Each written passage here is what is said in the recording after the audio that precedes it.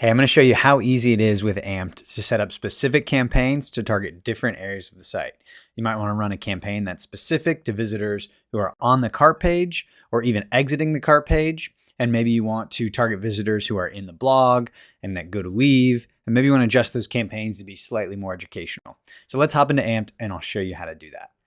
So inside of Amped, we've got a new campaign here. This is a general site-wide campaign, and it's a good-looking campaign.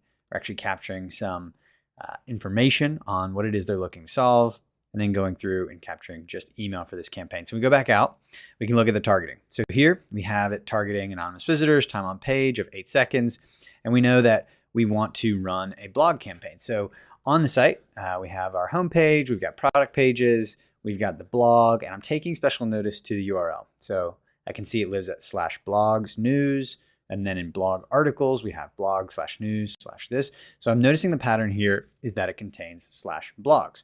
So we can do this a couple different ways. We could grab this portion of the URL here, and then we could go into pages targeting and say, okay, we want to limit this to not show on the blog, and then create another campaign that runs just in the blog.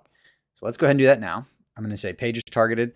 In this case, I'm going to say make a quick edit because we don't really need to run a whole new draft. We could, if we want to track that performance from that point onward, in order to track how this is going to affect traffic that's just being shown on the blog. In this case, we just launched it. Let's just go ahead and say currently viewing page URL, and let's say currently not viewing page URL that contains blogs. So now we have a campaign that's not going to run in the blog. We can go ahead and push this. We're pushing that live immediately without a new draft. So that's just going live immediately. So now we have this campaign that runs not in the blog. And now we can just duplicate this campaign. So we'll create a new draft. And then we can target in our rules here. So we could say currently viewing page URL that contains blogs. So we sort of created the opposite of that case. We can go ahead and save the draft. Let's go ahead and say blog for this one. So this is our blog, 10% off email capture. And we may want to adjust the design. In this case, we're not going to adjust the design today. We've got plenty of other videos on how you can go in and edit every single bit of every single property. You can drag other elements in. You can create anything with Amped, really.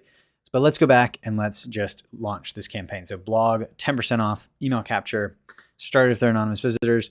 In this case, maybe we want to run some different triggers. So maybe we should do inactivity, and let's do that just for mobile visitors of maybe say 5. We could maybe keep it at 8 seconds. So if they're scrolling down the page and they don't do anything, if they stop scrolling for 8 seconds, that'll trigger. And then we could also add in a trigger here for exit intent for desktop. That's when someone goes up and off the page like they're going to leave. And again, this is just for anonymous visitors. And we're saying they have to be viewing a page URL that contains blog. So we know this is just going to run in the blog. If you wanted this to be for somebody who has come in off the blog, that's a different type of targeting. For this case, we're just going to say this runs in the blog and the other one doesn't. Also, we have safe display on. So if someone sees this campaign, they're not going to get the other one.